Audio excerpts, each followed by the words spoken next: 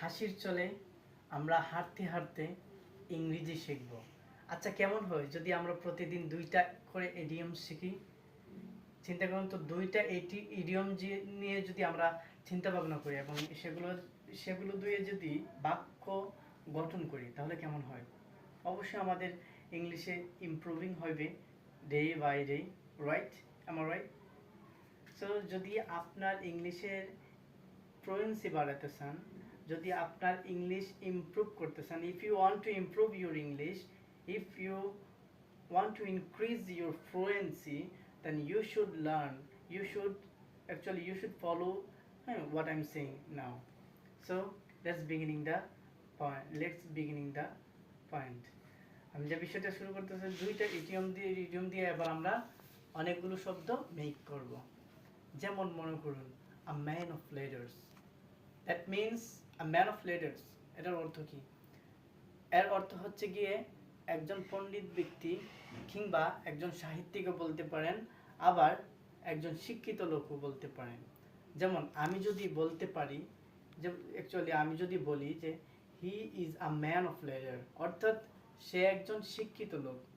আবার অন্যভাবে বলতে গেলে সে একজন সাহিত্যিক লোক, আবার অন্যভাবে বলতে গেলে সে একজন শিক্ষিত লোক।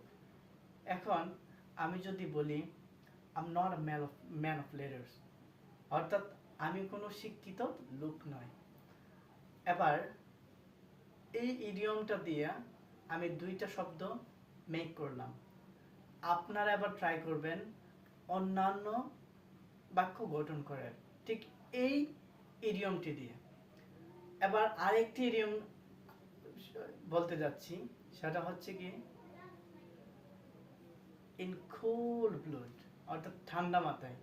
আমি বলতে পারি আপনার এই উপন্যাসটি ঠান্ডা মাথায় লেখা উচিত, অর্থাৎ যেটা ইংলিশ হবে you should write the novel in cold blood, right? অর্থাৎ আপনার এই উপন্যাসটি ঠান্ডা মাথায় লেখা উচিত। এবার আমি যদি বলি আপনার এই বইটি ঠান্ডা মাথায় পড়া উচিত, তাহলে কিভাবে বলবো আমরা? অবশ্যই বলবো you should write this book in cold blood. এখন আমি যদি আবার বলি যে আপনার এই ফোনটি ঠান্ডা মাথায় ইউজ করা উচিত, ব্যবহার করা উচিত, তখন আমি বলতে পারি you should use this phone, you should use your phone in cold blood, right? যাই হোক, however, I'm gonna to finish this